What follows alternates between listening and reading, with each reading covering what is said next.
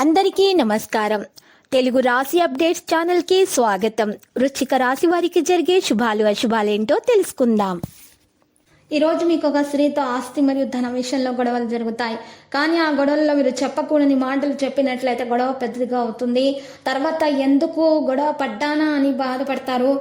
ఆ తర్వాత మీరు బాధపడే బదులు మీరు ముందే జాగ్రత్తగా ఉండటం మేలు. మీరు గొడవ జరగకుండా మాటలతో పరిష్కరించుకుంటే మీకు మెరుగ్గా ఉంటుంది. ఈ రోజు మీరు ఉత్సాహంగా కార్యక్రమాలను పూర్తి చేయగలుగుతారు.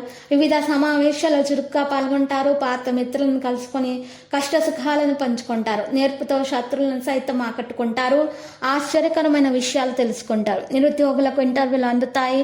వ్యవహారాల్లో విజయం సాధిస్తారు. వ్యాపారాల అభివృద్ధి దాయకంగా ఉంటాయి. ఉద్యోగాల్లో పనిభారం తగ్గుతుంది. పారిశ్రామికవేత్తలకు కలిసొచ్చే రోజు. ఇక విద్యార్థులకైతే విదేశీ విద్యావకాశాలు లభిస్తాయి. మహిళల కుటుంబ సభ్యుల చేయూత లభిస్తుంది. ఆంజనేయ స్వామిని స్మరించుకోండి, మేలు కలుగుతుంది.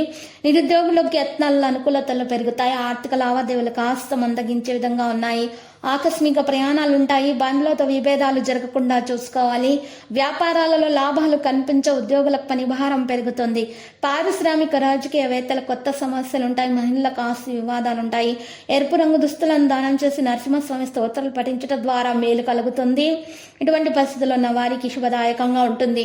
ముఖ్యమైన కార్యక్రమాలు చేసేటప్పుడు మీరు జాగ్రత్తగా విషయాలు నిర్వహించాలి. శుభకార్యాలకు డబ్బు వెచ్చించడం జరుగుతుంది. పాత బాకీలు వసూలవుతాయి.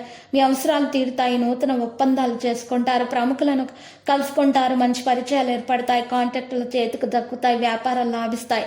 ఉద్యోగులకు నూతన ఉత్సాహం లభిస్తుంది. పారిశ్రామిక వర్గాలకు శ్రమ ఫలిస్తుంది. కార్యజయం. మహిళలకు ఉత్సాహవంతంగా ఉండడం జరుగుతుంది. ఇటువంటి పరిస్థితిలో ఉన్నవారు విష్ణు సహస్రనామ పారాయణం చేయడం వల్ల వారికి మేలు కలుగుతుంది. ఉన్న దోషాలు కూడా పరిహారం అవుతాయి. ఆర్థిక పరిస్థితి మెరుగవడం ప్రారంభమవుతుంది. కుటుంబ సభ్యుల చేయూత లభిస్తుంది. లక్కీ సంఖ్య 33. లక్కీ కలర్ అయితే మరి నలుపు. ఈరోజు పరిహారంలో ఈరోజు చక్కగా మహాగణపతి మూల మంత్రము స్తుతించాల్సి ఉంటుంది. మరియు విష్ణు సహస్రనామ స్తోత్ర పారాయణము చేయాలి. లక్ష్మి అష్టోత్తర శతనామ స్తోత్ర పారాయణం చేయాలి. ఉదయాన్నే సూర్య భగవానుని పూజించాల్సి ఉంటుంది. మరి సూర్య నమస్కారాలు చేయడం ద్వారా సూర్య భగవానికి మరి సూర్య అర్చన సమర్పించడం ద్వారా మెరుగ్గా ఉంటుంది. దోషాలు కూడా మరి పరిహారం అవుతాయి.